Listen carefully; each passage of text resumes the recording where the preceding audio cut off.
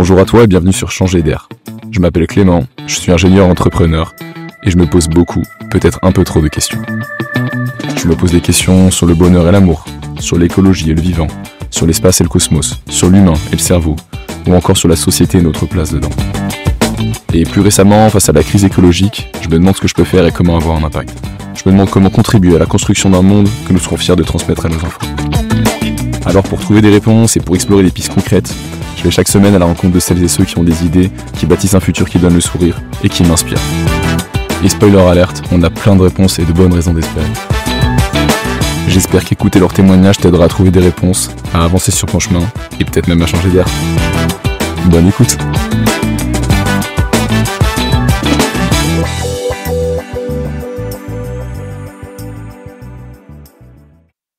Bonjour à tous.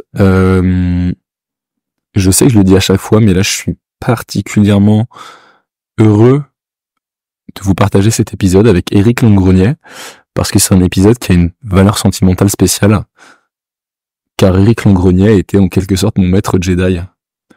Mon maître Jedi parce que c'est celui qui m'a formé à l'entrepreneuriat en école d'ingénieur. Et mon maître Jedi sur une partie un peu plus personnelle, un peu plus quasiment spirituelle, puisque c'est lui qui m'a, entre autres, à travers tant d'autres choses, amené à la méditation, qui, pour moi, est un des outils les plus puissants qu'on m'ait donné de ma vie. Éric, en plus de tout ce qu'il transmet et apprend sur la partie humaine, sur la connaissance de soi, a créé une école sociale et solidaire qui s'appelle Scola Nova. On ne va quasiment pas en parler, mais je voulais simplement la citer, car Éric n'est pas uniquement un prof d'entrepreneuriat, mais aussi un entrepreneur profondément engagé. Bon, vous l'aurez compris, on va parler d'entrepreneuriat, on va parler de l'expérience d'Éric, mais on va aussi parler de comment il forme les jeunes à l'entrepreneuriat, quelles sont les étapes pour se lancer, quels sont les conseils que lui donne pour se lancer dans l'entrepreneuriat. On parle aussi beaucoup du fonctionnement de l'humain, des outils, de comment avoir la meilleure vie possible, comment avoir la meilleure expérience possible, peut-être comment être aussi le plus efficace, notamment dans des projets entrepreneuriaux. Et ça, on en parle à travers plein de sujets, mais notamment à travers la méditation. Et enfin, au vu de ce qu'on vient de dire sur l'humanité, sur la conscience, on prend un peu de recul sur ce qui se passe en ce moment pour l'espèce humaine, sur les différentes crises qu'on traverse, et comment on peut se placer et comment on peut agir face à ces crises. Je suis très heureux de vous présenter Éric Longrenier, et je vous souhaite une bonne écoute. Bonjour Éric. Bonjour Clément. Merci beaucoup d'être là. Pour ceux qui ne connaissent pas, Éric, c'est comment on pourrait dire mon maître Jedi de l'entrepreneuriat. C'est lui qui j'étais en école d'ingénieur à Centrale Paris et c'était lui qui était responsable de la filière entrepreneuriat. Donc c'est toi qui nous a introduit à l'entrepreneuriat, c'est toi qui nous a fait rencontrer tous ces entrepreneurs et qui a ouvert la porte vers l'entrepreneuriat pour moi. Donc c'est un épisode un peu sentimental. Et donc pour commencer, est-ce que tu peux te décrire qui était l'enfant Éric? et comment qui était l'enfant Éric et quel a été ton début de parcours, je dirais? Alors, mon début de parcours était à la fois très chouette et compliqué. Très chouette parce que j'ai eu beaucoup de chance. Je suis né au Canada, mais de parents français, et je suis revenu en France assez vite. De parents profs, donc dans une ambiance privilégiée au niveau des conditions de vie. Donc ça, c'est une chance incroyable. J'ai donc grandi dans le Jura jusqu'à 18 ans. Et voilà, j'ai pu profiter d'un environnement que je trouve magnifique. J'étais dans une ville moyenne qui s'appelle Dole, où je pouvais tout faire en vélo. Donc c'était à la fois beau, tout me semblait accessible. J'avais des amis fantastiques, quoi. Fantastique. Et l'école, ça se passait bien? Alors, ça se passait bien. Scolairement, il y avait aucun problème, mais intérieurement, beaucoup plus difficile. Ok. Je m'en suis rendu compte qu'après, parce que sur le coup, tout me semblait normal, j'avais pas de point de référence, tu vois. Mais ce qui a été difficile pour moi, c'est que de la même manière qu'il y a des gauchers contrariés, donc des gens qui sont gauchers naturellement mais qu'on force à écrire de la main droite, moi j'ai eu l'impression d'être un intuitif contrarié. Et c'est-à-dire que voilà, on m'a demandé scolairement de faire les choses de manière très analytique, très ordonnée, très carrée. Et je m'y suis plié. Et voilà, c'était la règle et j'ai, je crois, réussi à le faire correctement. Mais simultanément, il y avait un frottement en moi où je me disais mais c'est pas fluide, c'est pas ça la vie pour moi quoi. C'est voilà. Donc et j'ai compris ensuite pourquoi, tu vois. Et voilà, donc cette petite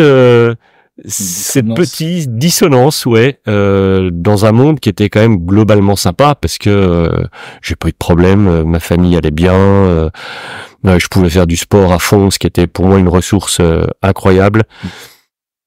Voilà, mais j'ai pris conscience qu'en termes de fonctionnement, il y avait différentes choses et que là, ce qu'on me demandait, ça me correspondait pas totalement. Voilà. C'est intéressant. Et donc, là, à la fin du lycée, tu t'es pourtant à la fin du lycée, tu t'es dirigé vers une prépa. Alors que c'était déjà quelque chose de très analytique. Ouais, mais je me suis pas dirigé vers une prépa. Ah. Je me suis laissé diriger vers une prépa. Et c'est là où on retrouve un trait de fonctionnement chez moi, gamin, puisque tu me parles de cette époque-là, où j'étais hyper respectueux de ce que me disaient les gens, ce que me demandaient les personnes autour de moi, parce que j'avais toujours l'impression que ils avaient plus raison que moi. C'est-à-dire remise en question. De ma part. Ouais. Moi, je me remettais beaucoup en question, au contraire. Mais des autres, non, parce que j'avais l'impression que les autres étaient plus informés ou mieux informés que moi, et que ce vers quoi j'allais, j'avais rien pour m'assurer que c'était en fait ça qui était le plus juste quoi à cette époque-là. Donc j'avais tendance à faire beaucoup confiance à mes référents, on va dire. Et là, en l'occurrence, en terminale, mon père, mon prof de maths, qui me disait ouais non prépa pour toi c'est bien, etc. Bon, donc j'ai fait une prépa scientifique. C'était pas du tout mon envie. Profondément, moi je voulais être médecin. Ok. À ce moment-là. Et on m'a dit non, prépa scientifique, ça sera mieux pour toi. Bon, ok, s'ils le disent, ils doivent avoir raison. Donc j'ai enchaîné sur la prépa scientifique, où j'ai souffert comme un malade, parce que c'était pas du tout mon karma, mon monde, quoi. Ouais. Voilà. Merci. Et c'était une question que je voulais pas parler à un autre moment, mais quand nous on est arrivé le premier cours que tu nous as donné, enfin le premier cours, si on appelons ça un cours pour simplifier, que tu nous as donné, c'était écoutez, vous là vous êtes à Centrale, très grande école, super, vous avez un super cerveau, vous réfléchissez bien, mais et il y avait une autre partie, mais le cœur là, enfin t'as fait un petit bonhomme au tableau, donc super fort sur la tête, vous réfléchissez très bien, peut-être potentiellement super fort sur le corps, mais c'est au niveau du cœur, on vous a rien appris du tout. Est-ce que c'est lié à ça, le côté, enfin qu'est-ce qui manque dans l'éducation qui serait du l'ordre de l'intuitif ou de l'émotion? Dans l'éducation à la française, pardon. En tout cas, ouais. Il manque l'être humain. C'est ça qui est terrible. Ouais. Le programme officiel de l'éducation nationale de la maternelle est fantastique. Okay. Hyper équilibré sur le cognitif, le comportemental, l'émotionnel. C'est magnifique. À partir du CP, tout devient conceptuel. Les enfants sont mis derrière des bureaux toute la journée, alors qu'un corps d'enfance a besoin de bouger. Ouais. Et on leur fait ingurgiter. La plupart du temps, en tout cas dans les programmes, après ça peut dépendre de la finesse des instituts, mais la plupart sont pas vraiment bien formés à leur métier. Ça, on y reviendra peut-être, c'est un autre gros problème français. Et du coup, on ne fait que bourrer le crâne au niveau conceptuel, et on perd énormément sur l'éducation profonde qu'on pourrait apporter aux êtres humains, puisque l'émotion n'existe pas, ou elle est plutôt vue comme étant perturbatrice. Et puis on peut rien faire de son corps. Tout ce qui est tripale, tout ce qui est pulsion n'a pas sa place. Ouais. Donc, en formant le cerveau, on déforme la globalité de l'être humain.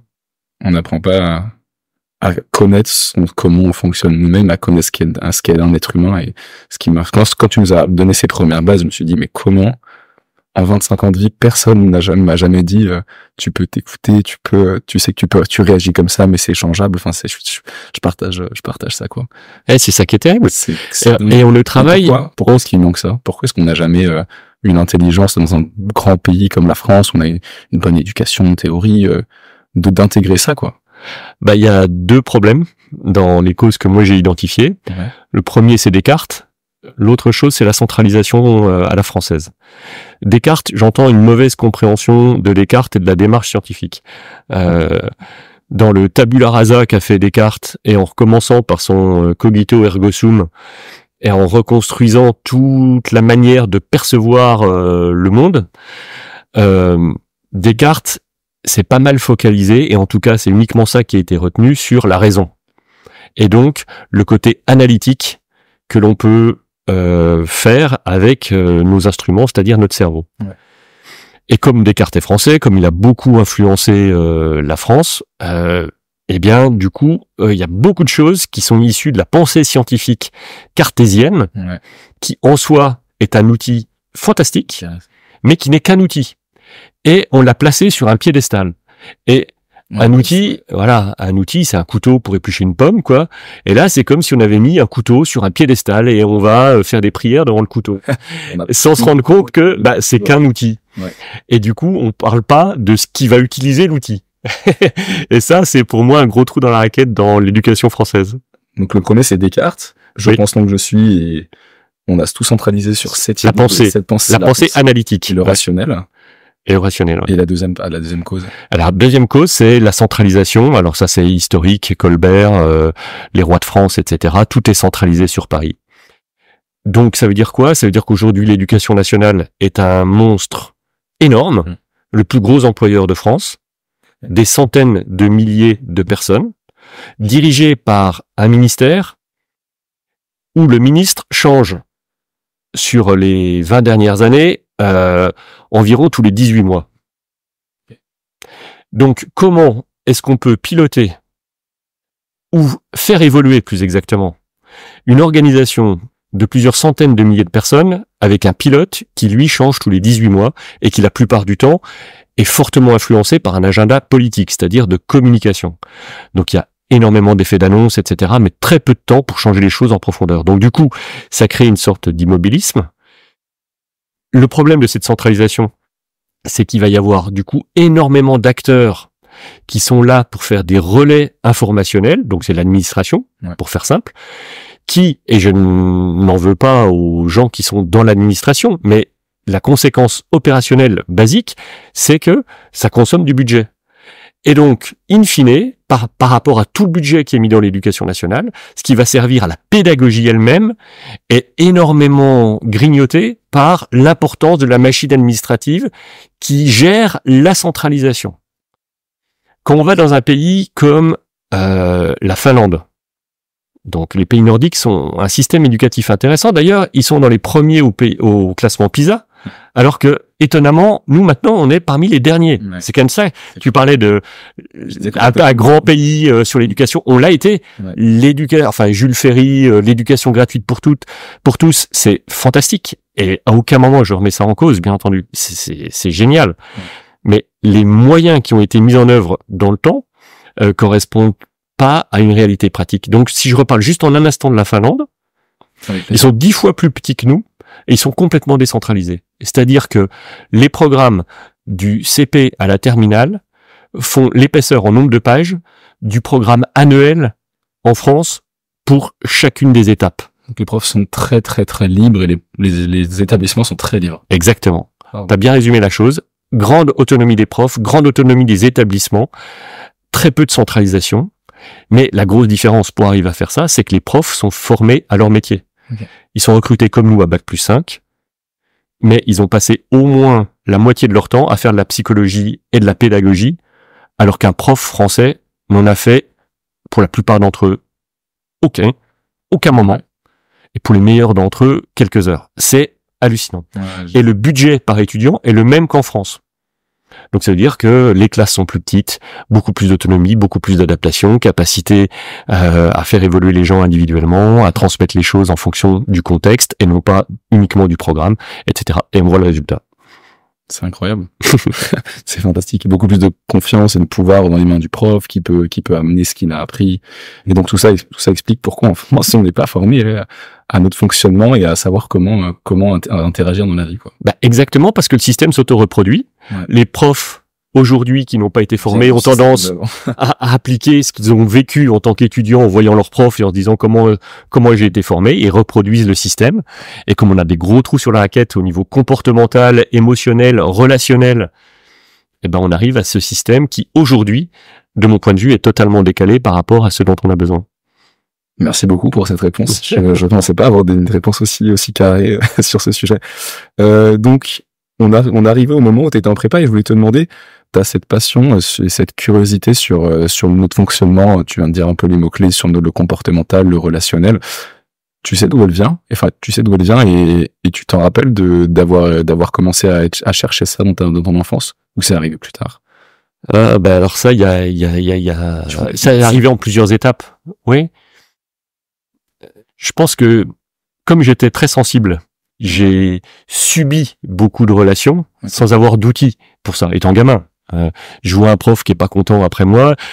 Quelque part, je trouve ça injuste parce que j'ai travaillé, mais j'arrive pas à l'exprimer. Donc là, je me dis, c'est dommage de pas arriver à dire ça.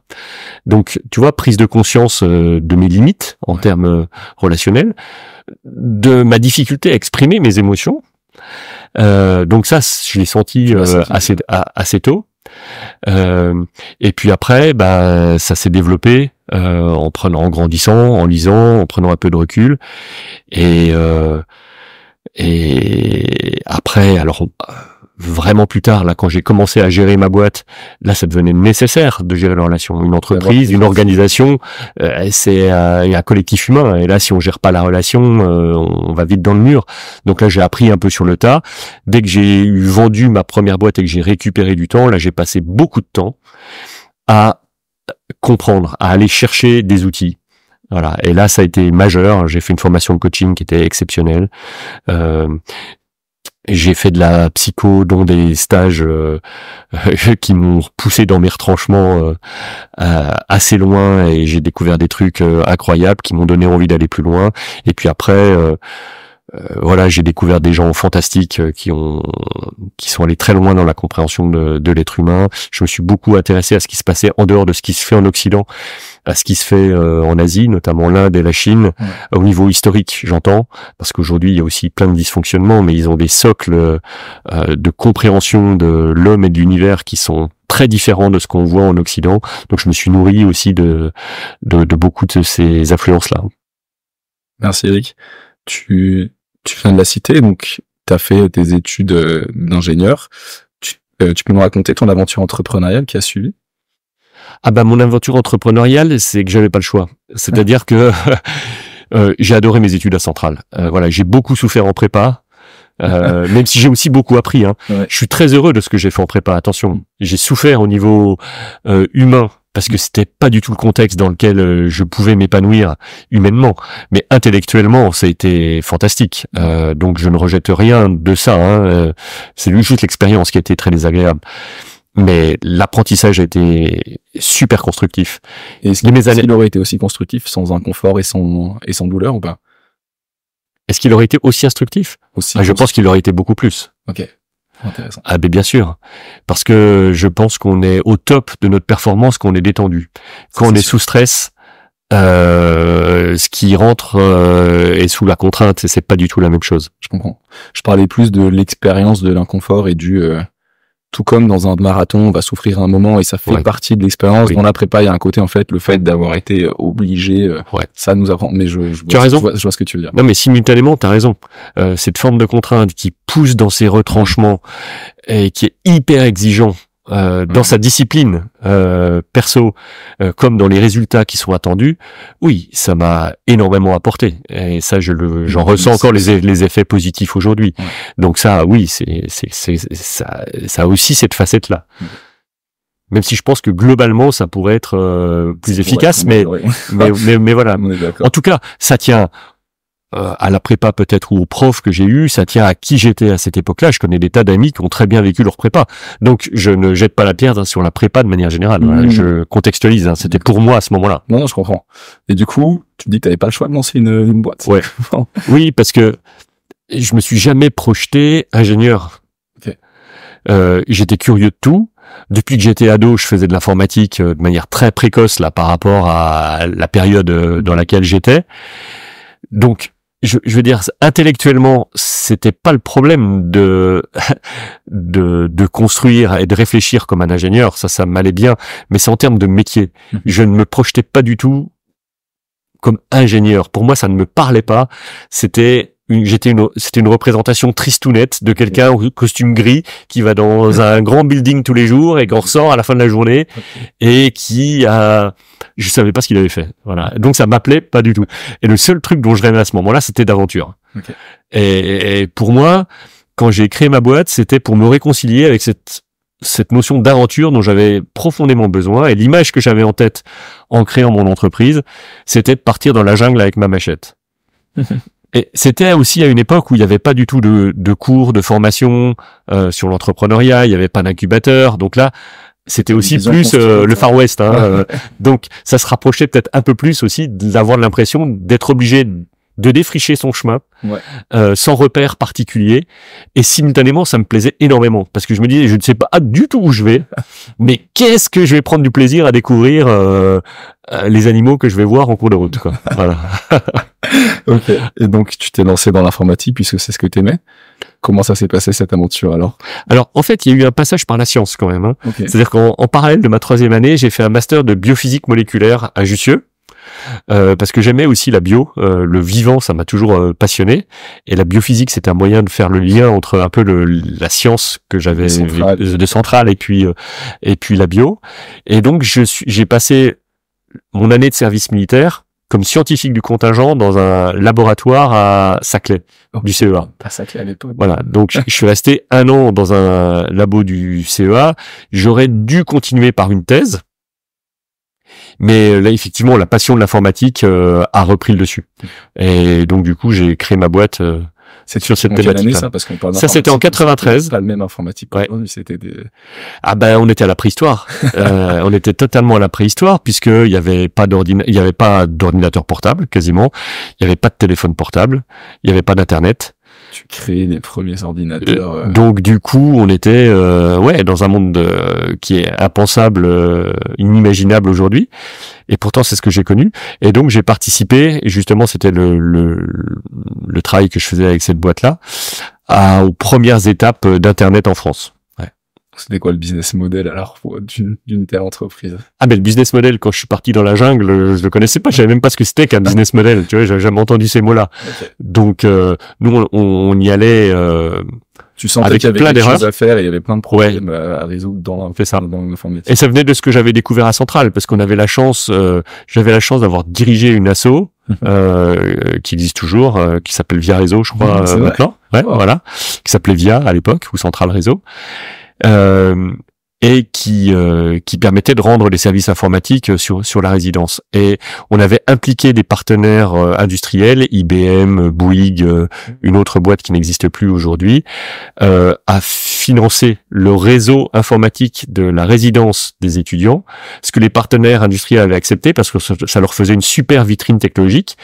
Donc on a bénéficié du plus grand réseau interconnectés, d'ordinateurs interconnectés en France à cette époque-là. Et donc ça faisait un joujou magnifique où on pouvait faire des tas d'expériences. Et ça, c'était relié avec une fibre optique au centre de calcul de l'école qui lui-même, via les laboratoires, était relié à Renater, c'est-à-dire un réseau universitaire français, mais qui lui-même était relié au même réseau universitaire américain, avec une liaison sous la Manche. Et donc ça veut dire quoi? Ça veut dire que depuis nos chambres, en bidouillant un peu, on avait accès à des ordinateurs qui étaient aux États-Unis à l'époque. Mais c'était de la science-fiction, quoi, de la science-fiction. Voilà. Et donc, comme on avait joué avec ça, on s'était dit, waouh, mais ce truc-là, ça va changer la donne dans ce que vont faire les gens, les entreprises. Et donc, allons là-dessus. Donc, quelque part, l'intuition était bonne, mais le timing était mauvais. Voilà. Un peu tôt. trop tôt, 4 ans de galère, parce que pas de marché, en fait. Et ça, on l'avait pas compris à l'époque. Merci beaucoup. J'avais plus tous ces souvenirs. Donc tu te lances dans cette aventure entrepreneuriale. 4 ans de galère, tu dis. Ouais. Comment? De galère heureuse. Ouais. Hein. Galère financière, parce que j'étais payé une fraction du SMIC avec mes 2 associés. Vous étiez 3 associés. 3 associés. Pendant 4 ans. Ouais. Donc grosse galère financière, le tiers du SMIC d'abord, puis la moitié du SMIC. Donc moi j'étais en voie de clochardisation, hein, j'avais des trous dans mes vêtements, voilà. Mais hyper heureux de ce que je faisais au quotidien. Donc voilà, je l'ai pas mal vécu non plus. Ok. Et qu'est-ce qui s'est passé avec cette boîte à la fin de l'histoire, je dirais? Bah alors, si on peut faire une ellipse ou je te laisse dire ce qui te semble intéressant. Ouais, alors bon, ça finit par démarrer parce que le marché US a fini par rattraper la France et là on était super bien positionné, donc on a eu une croissance rapide pendant les 4 années suivantes. Donc on était une centaine de personnes qu'on a vendu l'entreprise à une boîte française qui nous a racheté et avec laquelle on a fusionné. Voilà, et dans laquelle je suis resté 1 an pour contribuer à gérer la réunion des équipes. Ok. Merci. Qu'est-ce que t'as appris avec cette première boîte? C'est quoi tes fiertés de cette aventure, en fait, de 8 ans qui... Ok. Bah, mes fiertés, c'est d'avoir développé une certaine forme de résilience. Parce que ça, je pense que c'est ce qui peut manquer à pas mal de personnes à certains moments, c'est que au niveau occidental, globalement, on est dans le confort, quoi. Et on s'engourdit un peu, on râle beaucoup, hein, parce qu'il y a toujours des trucs qui vont pas, les politiques qui comprennent pas et tout. Ouais. Mais on ne se rend pas compte de ce qui se passe autour de nous. La plupart du temps, on manque de références externes. Voilà. Et donc, on se plaint de choses sans se rendre compte de la facilité qu'on a sur beaucoup de choses. Alors je parle pas de toute la population française, il y a effectivement des personnes en difficulté. Il y a des choses à changer, tu l'as dit. Ouais, l'éducation, hein, c'est bien de... Donc ça ne m'échappe pas du tout. Mais globalement, quand on râle, c'est souvent qu'on se rend pas compte de ce qui se passe autour de nous. Donc, et la résilience, c'est aussi une forme d'acceptation de conditions momentanément difficiles qu'on est prêt à traverser pour arriver à aller vers une situation meilleure, qu'on contribue à construire. Il s'agit pas d'attendre que les choses tombent comme par magie. Et ça, je pense que quand on a ça, c'est un atout formidable parce que ça nous rend beaucoup plus confortable par rapport aux aléas de la vie. Ok. Et c'est donc là, t'as appris de la résilience, très bien. Tu l'as dit. Enfin, j'ai une question, c'est pourquoi? Et au début, t'as dit pourquoi je me suis lancé, c'est que j'avais pas le choix, en fait, je voulais de l'aventure. Est-ce que le pourquoi tu te réveilles le matin, de ce que tu fais dans ta vie est resté le même? Est-ce que c'est resté la même chose qu'à l'époque? Ouais. Alors, il y a une partie. Qu'est-ce qu'il est aujourd'hui, Alors, il y a une partie qui est restée la même et il y a eu des évolutions, bien sûr. Dans ce qui est resté identique, je dirais que c'est, tout simplement la joie de vivre. La vie, c'est magnifique. Tu as toujours eu ça, cette conscience que c'est une chance d'expérimenter sur tout ça? Je l'ai pas conscientisé comme ça. Ouais. Mais j'ai toujours été émerveillé par la vie, par la nature, par ce qui se passait autour de moi. Ça m'a toujours fasciné de manière positive. Et c'est une sorte de fraîcheur de gamin, quoi. Ouais, tu vois. Mais ça, j'ai eu la chance de l'avoir gamin parce que j'étais dans un milieu il n'y avait pas de difficulté, donc c'était facile d'accès. Peut-être bien câblé sur le cerveau. Peut-être, mais j'ai eu cette chance-là. Et ça m'a jamais abandonné quelque part. Donc ça, je l'ai toujours. Et je dirais même que ça s'est renforcé en grandissant intérieurement. Est-ce que le fait de le conscientiser, ça l'influence ou pas? Bien sûr. Le fait de se dire, oui, je suis heureux, mais en plus, c'est normal que je sois heureux. Et que c'est normal que je m'émerveille devant tout ça et que... Parce qu'il y a un côté insouciance aussi de l'enfant ou de celui qui n'est pas conscient, qui est juste dit, waouh, une coccinelle. Et moi, c'est plus personnel. Je pense que même si j'étais émerveillé quand j'étais petit, en le conscientisant, ça m'a aidé à être émerveillé. Mais du coup, je me demande comment c'est d'être émerveillé sans du tout y penser en étant complètement inconscient, quoi. La spontanéité, c'est ce que tu dis, c'est quand même très chouette, quoi. Tu vois une coccinelle, c'est magnifique. Et là, il n'y a pas besoin de se faire des modèles de ce que c'est qu'une coccinelle, quoi. Juste observer la coccinelle, c'est fantastique. Après, quand on a un degré de conscience qui se met par-dessus, c'est de voir le côté fractal du monde, quoi. Et cette coccinelle, en fait, elle est partout. Et ça ouvre sur des horizons qui dépassent le matériel. Et c'est là où ça, c'est plus la deuxième partie de ma vie, quoi. Ouais. Ok. Donc le premier pourquoi qui t'a suivi, c'est la joie de vivre. C'est quoi les pourquoi qui sont arrivés après? Les pourquoi, rappelle-moi. De pourquoi tu te de ton travail, de ce que tu fais dans ta vie, en fait. Qu'est-ce qui ce qui donne du sens, qu'est-ce qui donne du sens? Qu'est-ce qui te motive? Le pourquoi, c'est qu'est-ce qui te motive Alors, la joie de vivre, je l'ai dit, et ensuite, je crois que c'est la joie d'apprendre. Voilà. De sortir de mes idées reçues, de sortir de ce que je connais pour découvrir de nouvelles choses. Et ça, c'est un moteur extrêmement puissant, en tout cas chez moi, et qui là aussi a toujours été présent. Oui, apprendre, ça, je trouve ça fantastique. Et puis, je dirais qu'ensuite, c'est la richesse des relations entre les personnes. Okay. Voilà, qui pour moi rejoignent les deux points précédents, hein, mais qui est une facette un petit peu différente, mais ça rejoint les deux autres. Ouais. Bah oui, la joie d'observer, la joie d'apprendre comment les êtres humains se mettent en communication. Oui, on ne peut pas ne pas être en contact avec des êtres humains aujourd'hui. Et la difficulté, c'est que je vois beaucoup de mes congénères qui subissent une grosse partie de leur relation avec les gens qui sont autour d'eux. Ouais. Voilà. Et si on a de la joie de vivre et qu'on aime apprendre, c'est quelque chose qu'on peut facilement transformer et ne plus subir les relations. Et ça change beaucoup de choses dans le confort, mais aussi dans ce qu'on peut faire. J'entends au niveau opérationnel, que ça soit à titre privé comme au niveau professionnel. En tant qu'outil, en fait, le fait de connaître la relation humaine, ça te permet d'en faire tellement de choses. Bien sûr, sans être manipulatoire du tout. Tout simplement parce que si je ne subis pas, je peux mieux piloter. Piloter au sens collaborer et co-construire. Merci. Avant de continuer sur cette partie humaine, et parce qu'on a parlé de cette aventure entrepreneuriale, donc Eric, c'est toi tu gères la filière entrepreneuriale à Centrale, donc c'est-à-dire que tu as mis en place un programme de comment est-ce qu'on donne à des élèves en 8 semaines les clés pour lancer une boîte. C'est quoi pour toi les étapes, les clés pour quelqu'un aujourd'hui qui, avant d'aller regarder sur Internet comment lancer une boîte, qu'est-ce que tu lui dirais? Oh que c'est très facile. Mais en même temps, je suis d'accord. Que c'est à la fois très facile intellectuellement, mais que ça va demander du boulot sur le terrain. Ouais. Et qu'il va y avoir plein d'imprévus. Et donc là aussi, ça demande une certaine forme de résilience. Comment ça peut être aussi facile Parce que le principe est simple. Une entreprise, c'est quoi? C'est une organisation humaine qui produit un produit ou un service à destination de clients. Une fois qu'on a dit ça, on en tire facilement des conclusions assez évidentes. Pour que ça fonctionne, il faut avoir des clients. Ouais. Donc, le premier conseil que je peux donner par rapport à ça, c'est avant de vous lancer dans la démarche entrepreneuriale, réfléchissez à qui est votre client et quel est son besoin. Ça paraît bête de dire ça, mais quand j'ai lancé ma boîte, j'avais pas ça en tête. Ou que trop partiellement. J'étais trop fasciné par la beauté technologique de ce qu'on pouvait faire. Tu étais sur le produit et tu t'es pas demandé à qui ça va servir. Exactement. Et c'est pour ça qu'on a fait cette erreur d'appréciation sur la maturité du marché. Donc, à qui est-ce que je vais rendre service? C'est la première question à se poser en tant qu'entrepreneur.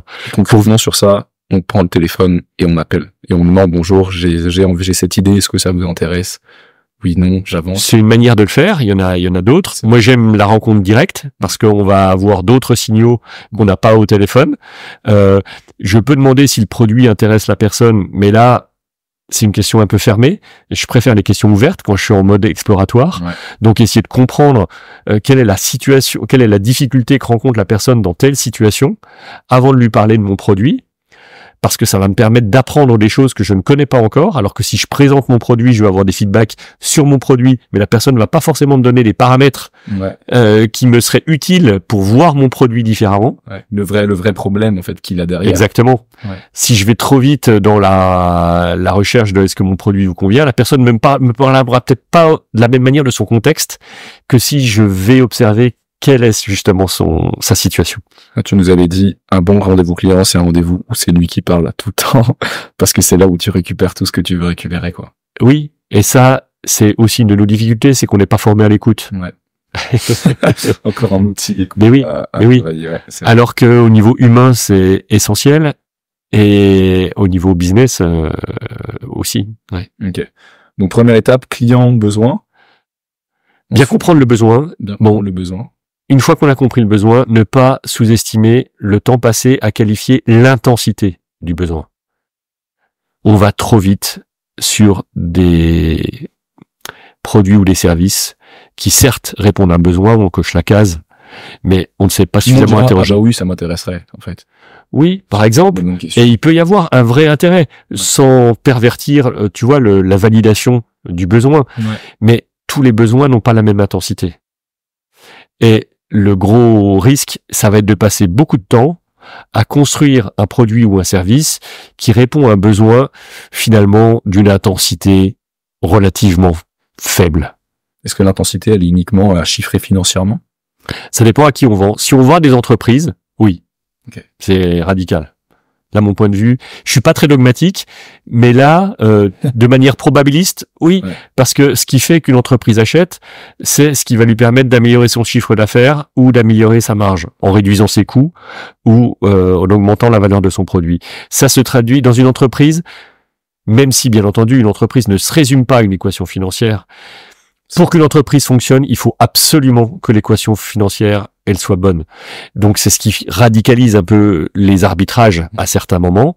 Ça veut pas dire qu'on peut pas mettre d'humain dans les entreprises, hein, au contraire. Mais c'est absolument nécessaire que l'équation soit solide. Et donc pour vendre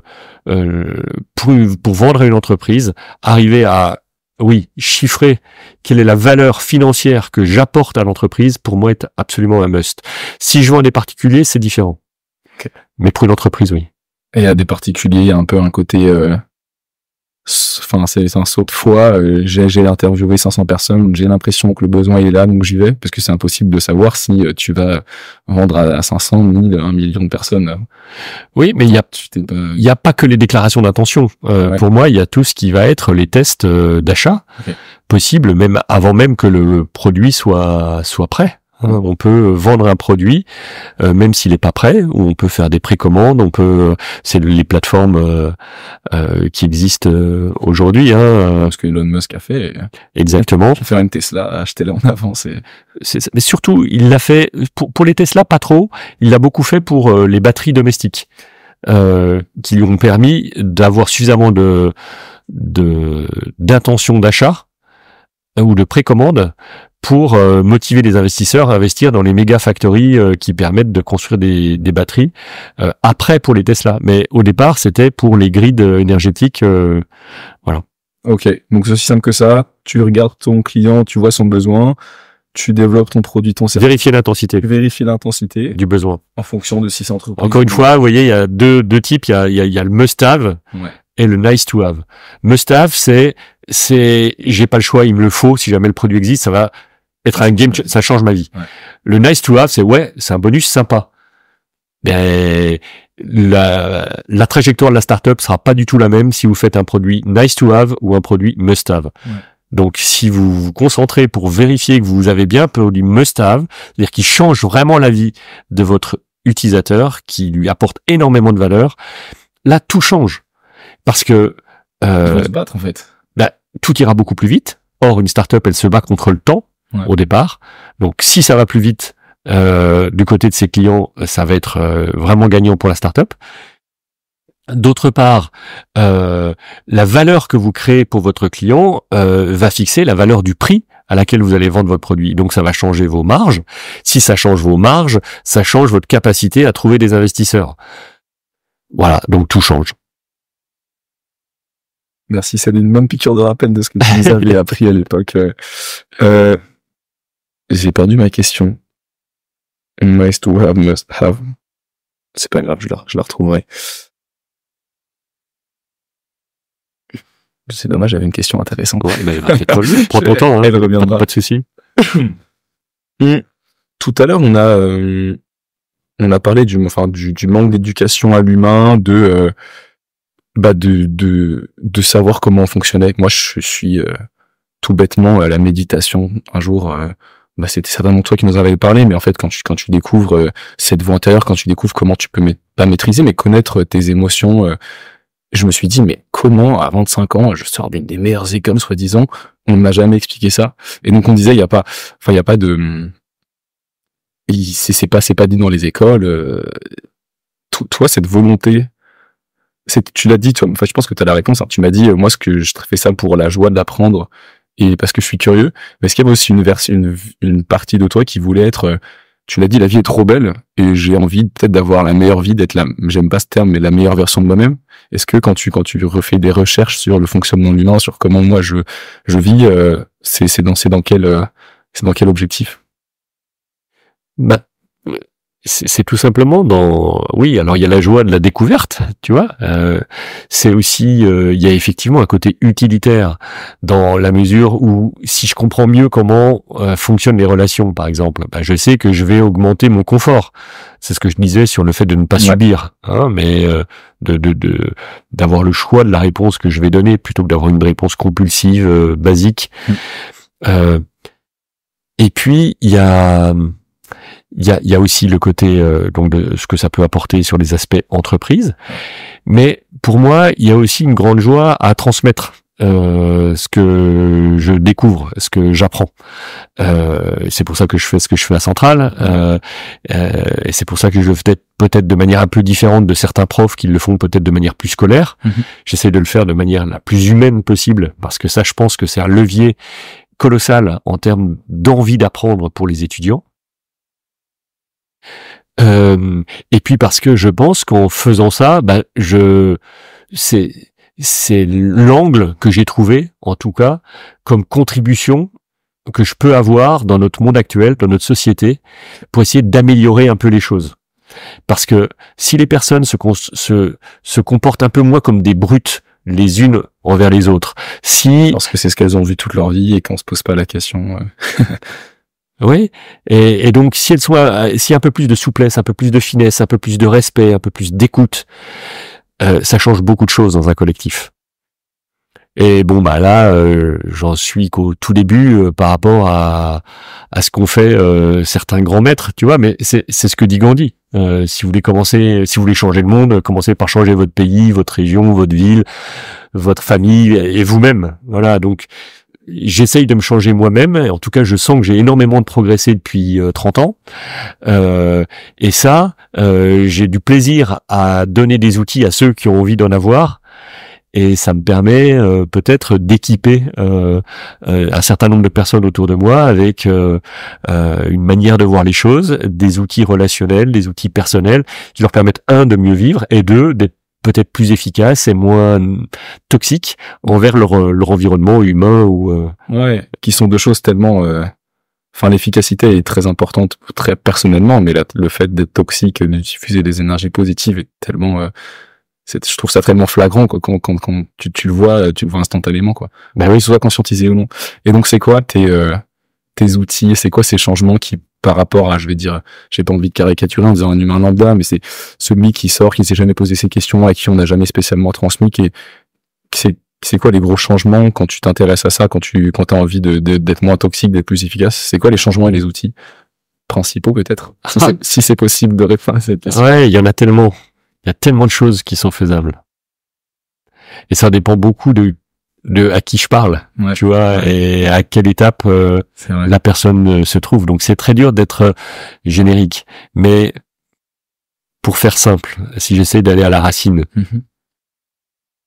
la première chose, je pense, c'est d'être conscient de nos limites et du fait que l'on voit le monde tel qu'on le voit à travers le filtre de ce qu'on a appris ou de ce qu'on a tiré comme conclusion de nos expériences précédentes. Est-ce que c'est la même chose que dire, en fait, toi, tu as tes lunettes de ta vie, toute ta vie, t'as regardé de la vie parce que c'est les lunettes qu'on t'a construit devant les yeux, et en fait, il faut que tu comprennes qu'il y a d'autres types de lunettes. Absolument. Je sais plus si c'est de toi qui avait cette image. Oui. Alors, elle est pas de moi, hein. C'est une image très, très, très classique. Mais oui, c'est cette notion de filtre, donc de lunettes, et d'être conscient qu'on a des filtres. Même si je ne sais pas encore quel est mon filtre, savoir que j'en ai un, parce que c'est facile de comprendre ça. Que je suis influencé par ce que j'ai vécu.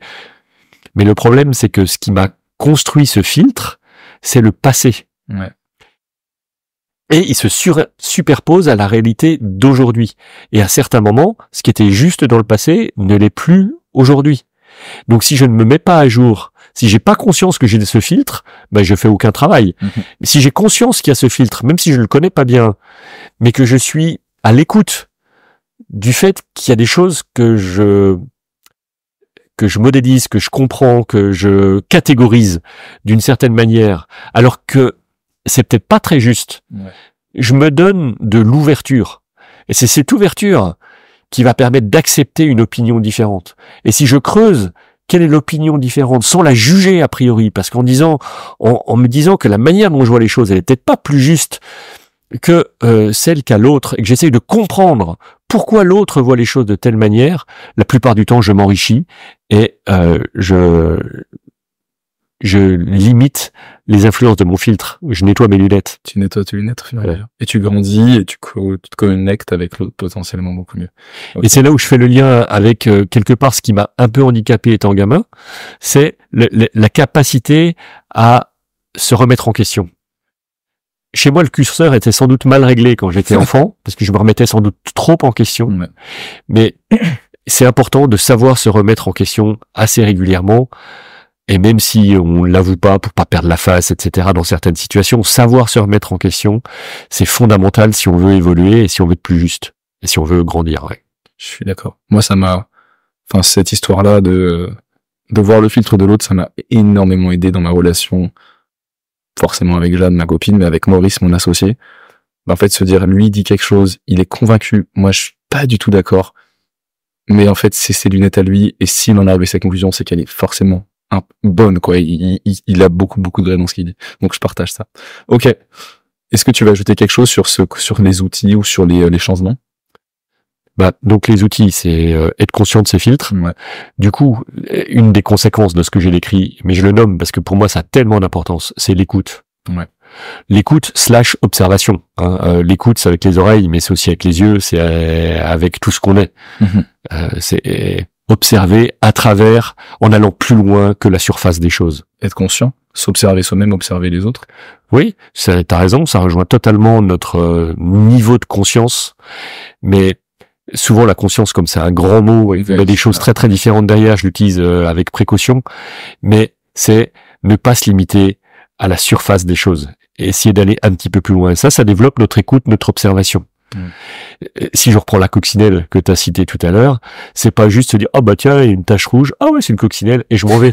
C'est prendre ne serait-ce que 30 secondes à observer la coccinelle sans penser à autre chose, juste regarder la coccinelle, voir comment elle se déplace, voir que sous les ailes il y a des élytres, voir le côté totalement incroyable, en tout cas pour un ingénieur, sur mais comment un truc qui fait quelques millimètres cubes est auto-alimenté en énergie et aussi beau, arrive à survivre dans cet environnement. Voilà, juste s'émerveiller devant ça en observant et en se posant des questions sur comment c'est possible et voilà, en tirant des leçons. Juste ça, c'est de l'écoute. Ouais. Si on le fait, non pas uniquement sur les coccinelles, mais sur ce qui se passe dans nos situations quotidiennes, mais notre filtre, il évolue à une vitesse considérable. On nettoie ses lunettes. Et oui, mais on devient plus agréable pour les autres, parce qu'on arrête de les juger en pensant que nous, on a raison. On s'enrichit soi-même parce que les autres ont une partie de choses qu'on n'a pas, et c'est ce que tu disais sur ton associé, sur Jade, etc. Et donc on grandit, mais en même temps, en étant comme ça, on amène les autres à être un peu plus ouverts. Et donc on est en train de décoincer le système. C'est pour ça que ces deux qualités-là, être capable de se remettre en question, avoir de la profondeur d'écoute, je pense que c'est déjà deux outils assez majeurs pour arriver à évoluer, oui. Merci. Et donc, j'enchaîne sur le troisième, parce que tu vas m'y amener, ou tu en as parlé tout à l'heure, c'est alors ce qu'on appelle la méditation. Ce qui est une écoute, parce que ça revient exactement à la même chose, c'est une écoute, mais tournée vers l'intérieur. Et ça, c'est le grand oublié de notre civilisation occidentale, parce qu'avec Descartes, on a surtout reconstruit notre compréhension du monde extérieur, alors que justement ce qui vient d'Asie a mis le focus sur la compréhension de ce qui se passe à l'intérieur de nous. Et donc, on peut développer notre écoute, notre observation de ce qui se passe à l'extérieur de nous, Ouais. ce que je viens de dire à travers la coccinelle ou les situations dans lesquelles on est plongé, mais on peut faire exactement le même boulot sur ce qui se passe à l'intérieur de nous. Et quelque part, c'est le début de la méditation. Et ça peut aller très très loin. Et surtout, ça peut aider à notre partie. Moi, je trouve que la méditation sur soi-même, à se connaître, va aider à être plus conscient de ses limites en direct, à voir ses filtres, à bien observer. Je trouve que ça aide à observer. Ah ben, c'est un outil fantastique. Alors, ça demande de la discipline. Ouais. Parce que c'est pas évident d'accès au départ, parce que aussi on a une mauvaise compréhension de ce que c'est, donc c'est bien de se faire guider un peu au départ. Mais derrière, c'est un outil magistral qui change tout, puisque ça va changer notre cerveau, ça va changer notre système nerveux. Ça veut dire que à partir d'un certain moment où on fait de la méditation, et ça vient assez vite, on ne réagit plus de la même manière aux situations. Et donc, on a un système d'amplification positive de notre capacité à apprendre et observer. C'est un cercle vertueux. Absolument. C'est quoi aujourd'hui les éléments sur lesquels tu travailles encore, que tu essaies encore de changer? Ah bah, c'est approfondir ce que je viens de te dire. C'est pas compliqué. C'est incroyable. Tu sais, en lisant la question, où je m'étais dit, je vais demander à Raymond, c'est quoi pour lui, c'est les outils. Et c'est écrit, je me suis dit, mais en fait, c'est sûr que c'est encore ça. Ben oui, parce que il y en a d'autres plus précis dans des situations. Oui, alors bien sûr, bien sûr, il y a d'autres choses, mais fondamentalement c'est ça, parce que si je prends une analogie, parce que il faut du temps pour être Nadal ou Djokovic. Ouais, ça. Et ça vient pas du jour au lendemain. Et si tu leur demandes ce qu'ils font, ils vont te dire des coups droits, des revers, des services. Ah ouais, encore? Ouais. C'est ça. Et parce que on peut perfectionner ça à un niveau incroyable. Et c'est la même chose avec les outils dont j'ai parlé.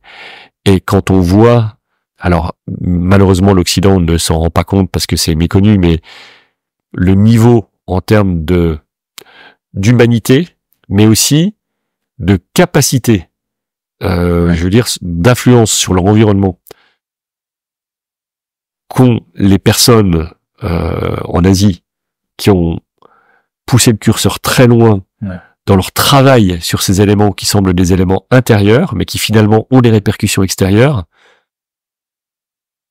Moi, ça me rend très humble et je vois que j'ai encore beaucoup de boulot, quoi. Et en même temps, c'est un boulot joyeux. C'est-à-dire que je vois aussi mes progrès et je vois, je rejoins ce qu'on s'est dit tout à l'heure, comment ça me rend plus confortable au quotidien et comment ça me permet d'aider des personnes autour de moi. Donc, tant qu'il y a de la route à faire, moi, cette route, elle est belle et elle me convient. Vienne t'apporte. Comment, en fait, j'ai envie de témoigner.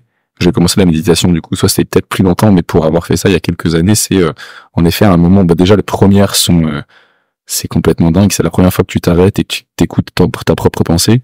Et en fait, tu complèteras. C'est la question que je te posais aussi. Tu te concentres sur un point et en fait, on te dit, les pensées qui vont arriver, tu les laisses passer. C'est pas toi, c'est pas Clément. C'est des pensées. Elles arrivent. Parfois, tu vas t'accrocher, parfois, elles vont passer. Et moi, déjà, juste ce fait-là de voir ces pensées et de dire, ah, mais elles sont là en dehors de moi. Moi, je suis présent. Il y a ces pensées-là. Et en fait, dans la vraie vie, après, du coup, tu vas être conscient de ça. Et la question que je vais te poser, c'est qu'est-ce que tu donnerais comme conseil à quelqu'un qui veut commencer la méditation? Comment tu lui dirais de commencer ça? Oui, je prends appui sur ce que disent la plupart des gens qui arrêtent. C'est parce que, justement, ils n'arrivent pas à calmer leurs pensées. Okay. Tu vois, et c'est là où ce que tu décris est très juste. C'est absolument normal et ça fait partie du process. Et donc, c'est déjà de la méditation. Tu t'assois en lotus chez toi, ce qui est déjà très dur. Moi, j'avais beaucoup lutté avec ça. Tu t'avances dans ton lit, t'écoutes des vidéos, tu dois avoir un maître. Comment qu'est-ce que tu dis à quelqu'un qui écoute ce podcast et qui se dit la méditation, ça m'a toujours tenté, mais je sais pas vers où aller? La première chose, c'est de dire tout simplement que le plus important, c'est de se détendre et d'observer. Okay. Voilà. C'est vrai que c'est la première. Après, d'être en lotus, ça va avoir des effets bénéfiques. Clairement, c'est pas pour rien que cette posture, elle existe. Mais il y a plein de variantes du lotus. On n'est pas obligé d'avoir de se faire mal aux genoux en ayant voilà la vraie posture du lotus. On peut déjà être assis sur un coussin, les jambes croisées, sans être dans une posture du lotus. Ça, ce qui va apporter, une fois qu'on a de la détente et qu'on observe, si on le fait coucher, pourquoi pas. Si on arrive à le faire avec la colonne vertébrale verticale et qui n'a pas d'appui, ça va apporter un plus. Pour des raisons super intéressantes au niveau énergétique que je peux sans doute pas approfondir aujourd'hui, mais ça va apporter un plus. Mais on peut aussi le faire assis sur une chaise, le dos droit. On va récupérer déjà 80% des bénéfices. On n'est pas obligé de se faire mal aux genoux. Cela dit, c'est comme ça que j'ai commencé sur la chaise. Bah oui. Mais cela dit, les résultats de mes observations, et je suis pas le seul bien entendu, mais moi j'en parle de connaissances acquises, c'est l'énorme plasticité de l'être humain. Et donc notre corps va s'adapter à des choses. Tu vois, j'ai appris des techniques. Quand on me les a appris, je me suis dit, j'y arriverai jamais. Je suis trop vieux. Je suis trop vieux, c'est grillé. Ah, c'est vrai. Et finalement, quelques mois ou quelques années après, le truc est hyper confort. Ouais. Donc, ne nous mettons pas de limite en pensant que les choses sont trop difficiles. C'est de la pratique. Et on n'est pas obligé de se faire mal. Il faut avoir de la discipline. Mais après, accepter là où on en est. Se réserver un moment quotidien ou tous les 2 jours pour le faire, sinon en fait de toute façon c'est ça. C'est pas possible. Le rythme quotidien apporte énormément. Et il vaut mieux pratiquer moins longtemps mais quotidiennement qu'une grosse fois par semaine. Ça c'est, alors là, il y a pas photo. Faut que je m'y remette plus quotidiennement alors. Merci beaucoup pour ces points. Ça me rappelle des très bons souvenirs, en plus des découvertes. Et je fais une petite dédicace à Louis-Maxime, avec qui on parle de ça très régulièrement. Salut Louis-Maxime. Salut Louis-Maxime. Tu l'as un peu dit, mais donc si on en parlait justement avec Louis-Maxime, et moi j'en parle beaucoup avec Jeanne qui est médecin, qui me dit, mais en fait c'est très cool vos trucs, hein, vous avez l'air d'être en super bien-être à méditer et tout, mais les gars, il y a des vrais problèmes dehors, allez aider quoi. Donc toi tu crois à ce côté processus de transformation personnelle, diffusion, et d'ailleurs c'est un mot que tu utilises jamais, c'est le mot amour. Est-ce que tu crois que ce processus de transformation personnelle peut vraiment engendrer une transformation à plus grande échelle, une transformation collective? Évidemment, puisque rationnellement quasiment. C'est la manière dont on se comporte influence les gens qui sont autour de nous. C'est évident. Donc, si je me mets en colère ou si je reste calme dans une situation, ça va transformer la situation. C'est mécanique. Ouais. C'est mécanique. Simultanément, je suis pas en opposition avec le fait d'être dans le faire. Ouais. À certaines choses, dans certaines choses. Tu vois, j'ai monté Scola Nova, donc une école pour aider les jeunes en difficulté, etc. Je me suis pas juste assis sur un coussin en me disant, je vais grandir intérieurement et ça va tout changer. Donc, c'est deux approches qui sont complémentaires. Pour moi, ce qui est important, c'est que chacun trouve son équilibre. Et là-dessus, je suis pas du tout dogmatique. Certains vont s'épanouir et vraiment grandir dans le faire. D'autres vont être totalement dans l'être. D'ailleurs, voilà, pour ceux qui connaissent Eckhart Tolle, il en parle très bien. Ouais. Il donne l'exemple de, je veux pas parodier. Non, mais dans un de ses épisodes, il parle d'Oprah Winfrey. Ouais, Winfrey qui connaît bien, en expliquant comment elle est hyper dans le faire, etc., et qu'elle fait aussi des choses qui sont positives, et que lui c'est pas du tout son truc, il est à 100% dans l'être, mais que c'est à chacun de trouver son réglage de curseur. Et pour moi, être dans l'être, ça va changer déjà énormément de choses. Et c'est pas en opposition, c'est plutôt complémentaire, parce que je sais que dans ce que je suis capable de faire comme action opérationnelle, ça part de qui je suis à l'intérieur et de comment je réagis aux situations. Donc si je m'améliore dans ma capacité d'être juste dans les situations dans lesquelles je suis plongé, juste, ça veut dire quoi? Avoir moins de filtres inconscients. et d'être plus à l'écoute la réalité, pour mieux percevoir, voilà, l'ensemble des paramètres de la situation, mon action opérationnelle, elle va être aussi beaucoup plus juste. Donc pour moi, il y aurait un risque d'être trop dans l'action sans faire ce travail intérieur, parce qu'on peut faire un travail d'action, mais qui va être compulsive et avec beaucoup d'angles morts. Et on peut faire beaucoup de dégâts si on a trop d'angles morts. Donc c'est là où on trouve, pour moi, un équilibre nécessaire entre les deux. Et finalement, chacun, à sa manière, va diffuser quelque chose de positif, que ce soit par l'action, mais avec toujours une petite conscience, ou alors complètement dans l'être et en parlant, en partageant ce qu'on vit, ce qu'on a appris. Tout à fait. Et l'amour dans tout ça. Ouais, l'amour, c'est essentiel. Alors tu me dis que j'en ai pas parlé. Non, mais tu nous as appris beaucoup de choses. Et en fait, je trouve que finalement, c'est un peu la conscience, l'observation, l'émerveillement, tout ça, ça sous-tend ça. Bien sûr. Est-ce que comment tu vois ce concept? C'est omniprésent, tu as raison de le rappeler. J'en parle pas peut-être spontanément parce que, encore une fois, c'est un grand mot, c'est comme conscience, quoi. Chacun va y mettre des choses très très différentes. Mais c'est quelque chose qui est fondamental, qui est multidimensionnel. Et il faudrait du temps pour creuser ça. Mais oui, tu as raison. Pour moi, ça sous-tend tout. Mais encore faut-il de savoir de quel amour on parle. C'est ça la difficulté. Mais quand on travaille un peu justement sur l'intérieur, l'amour devient tellement prégnant, tellement évident, que tout va de soi sur cette dimension-là. Et le risque, c'est d'avoir une représentation un peu trop conceptuelle de l'amour. Voilà, l'amour, c'est une lumière hyper intense qui irradie tout. On en fait partie. On peut participer, mais on peut faire de l'ombre à cette lumière-là. C'est trop dommage. Si on travaille un peu sur soi, qu'on enlève ses lunettes de soleil, il y aura beaucoup plus d'amour.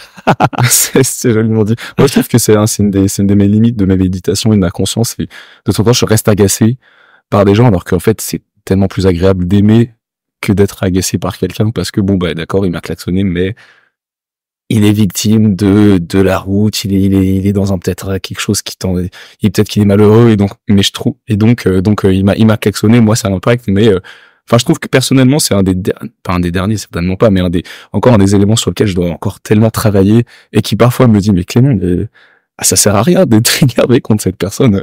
Aime-la, c'est un être humain comme toi, et vas-y, quoi. Et la méditation, moi, m'aide. Mais on peut aimer et recadrer. Bien sûr. C'est là où c'est très subtil, l'amour. Mais je suis d'accord avec ce que tu dis. Ne pas juger, déjà, c'est colossal. Les effets que ça va avoir, c'est colossal. Et ne pas juger, c'est facile si on considère que l'autre en face de moi, c'était moi il y a quelques années, ou ça aurait pu être moi. Parce que ce qui génère son comportement, effectivement, ce sont ces lunettes, tu vois, qui sont un peu trop mal nettoyées. Et moi aussi, mes lunettes sont pas super propres. Et si je vois l'autre comme ça crée de la fraternité.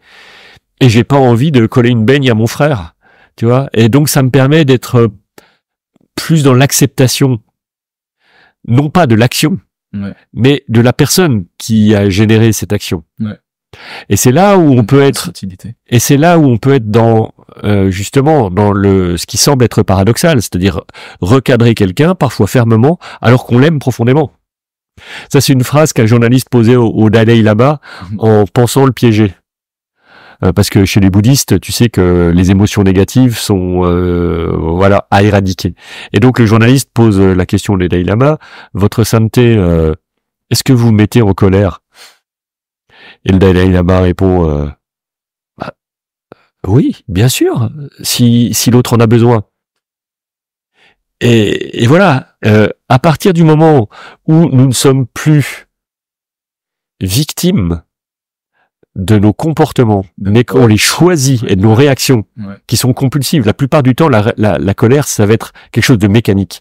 Il y a quelque chose qui appuie sur un de mes boutons intérieurs sensibles, et ça va me mettre en colère. Ça, c'est de la compulsivité. C'est pas de l'humanité. Maintenant, si j'ai conscience au moment où quelqu'un appuie sur un bouton sensible chez moi, que j'ai une palette de réponses possibles. Et que je Qui va choisis. sortir plus rapidement. Oui, Alors, qu'il y en a une qui est prête à sortir spontanément. Mais que, parce que j'ai travaillé un peu sur mon intérieur, je peux choisir avant qu'elle sorte. Ouais. Et que je me rende compte que celle qui va sortir spontanément n'est pas la plus efficace. Et que j'en choisis une autre, là, tout change. Et dans certains cas, choisir de se mettre un peu en colère peut être l'option la plus efficace. C'est rarement le cas, mais ça peut l'être. Mais ça change tout entre la colère compulsive et la colère qui est en fait une fausse colère, qui est un choix d'une réponse adaptée à une situation. avant de te poser la dernière question, est-ce que tu aurais un livre à conseiller?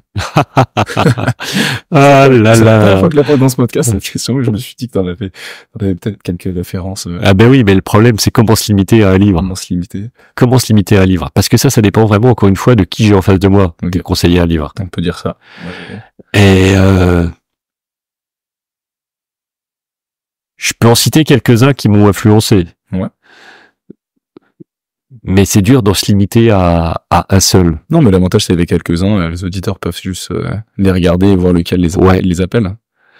Ouais. Alors, pour un occidental, qui a pas encore beaucoup travaillé sur lui-même, et même pour certains qui ont commencé à bosser, ça reste utile. Pour moi, il y a eu un game changer. Enfin, il y a eu un déclic avec un bouquin que j'ai eu la chance de lire tôt. Ouais.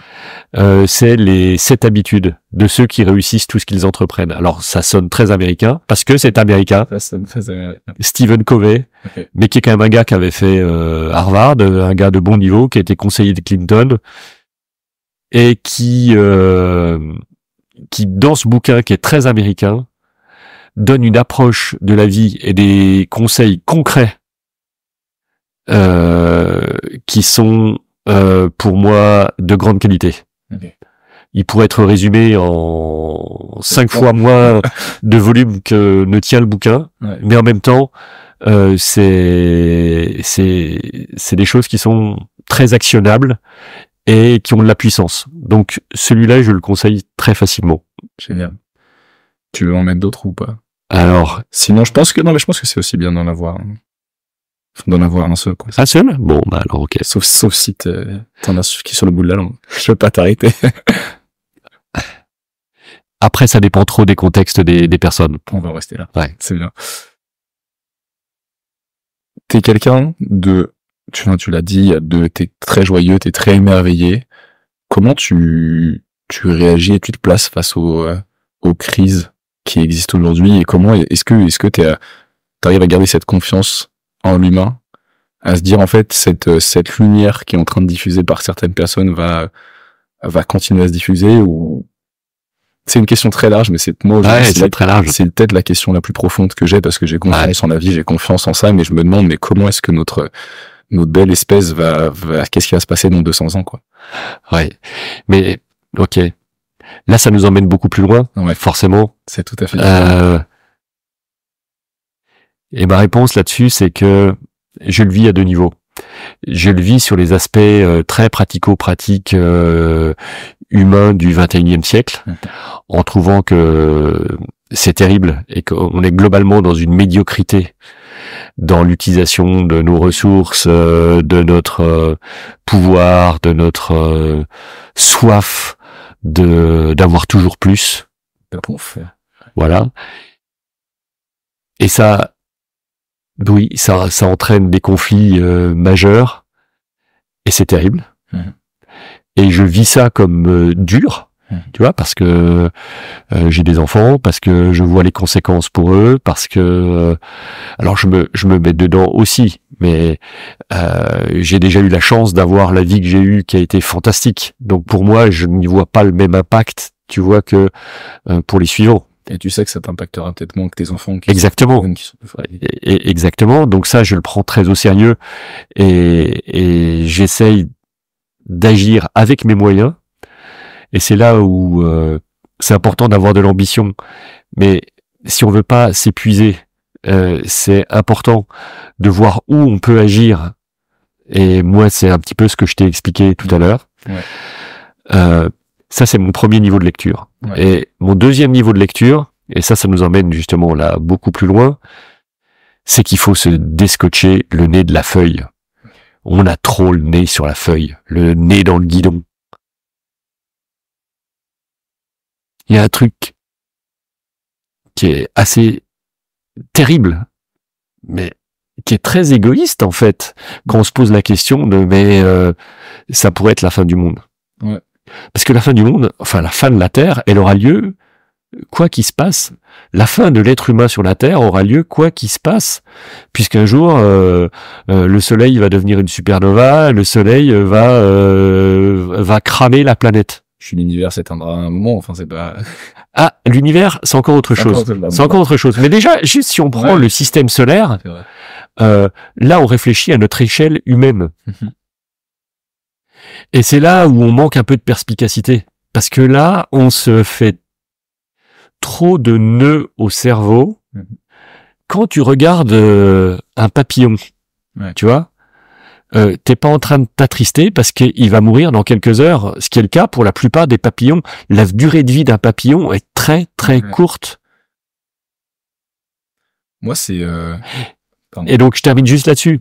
C'est que on ne remet pas dans une perspective suffisamment large ce qui nous arrive à titre perso et ce qui arrive à notre humanité. Dès qu'on remet ça un petit peu en perspective, alors c'est à la fois effrayant parce que se pose la question existentielle de qui je suis et pourquoi tout ça, et en même temps qui est fantastique si on va l'explorer de manière intérieure. Émerveillement encore une fois. Émerveillement, et puis la vie dépasse ce qui se passe pour l'être humain, dépasse ce qui se passe sur la planète Terre. Il y a quelque chose de beaucoup plus puissant là-dessous qui a construit tout ça. Et c'est cette exploration-là qui est aussi fantastique. Et quand on met le doigt là-dedans, ça permet d'être aussi plus dans l'acceptation de ce qui arrive dans les choses qu'on voit comme absolument terribles et qui, d'un côté, sont terribles, mais qui, d'un côté, peuvent être perçues, comprises de manière beaucoup plus, dans un contexte beaucoup plus large. Je te partage vraiment ça, mais en gros, moi, je me pose cette question, et c'est une question que je pose à chaque fois. Parce que pour moi, ça change vraiment l'action que tu as envie de faire. Enfin, je trouve que dire, en fait, bon, de toute façon, c'est fini, on va vers le bas, ça sert à rien de faire des efforts. Et dans 200 ans, de toute façon, on sera une espèce, on sera encore en train de brûler du pétrole parce qu'on n'a pas réussi à sortir de ça. Ça donne beaucoup moins d'envie d'action que de se dire, en fait, non.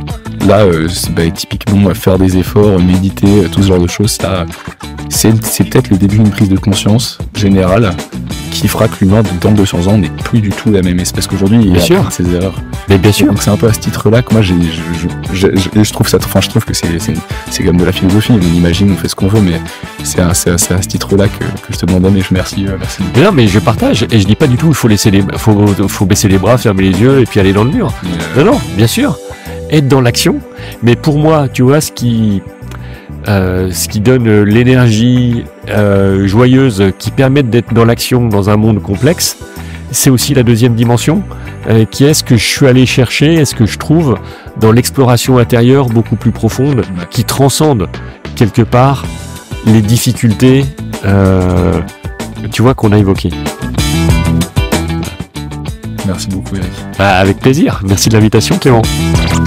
Merci à toi d'avoir écouté l'épisode jusqu'au bout. J'espère du fond du cœur que tu es plein d'énergie, que tu as le sourire et que tu repars avec des réponses et inspiré par notre invité. Bon, j'écoute aussi des podcasts et je sais qu'on a la flemme de le faire, mais ça prend vraiment d'une minute. Alors si tu peux liker et t'abonner à Changer d'air, merci beaucoup. Ça lui donnera de la force et de la visibilité. D'ailleurs, si tu as des retours, des questions ou des idées, n'hésite vraiment pas à me les remettre en commentaire ou à me les envoyer par mail. L'adresse est dans la description. À la semaine prochaine!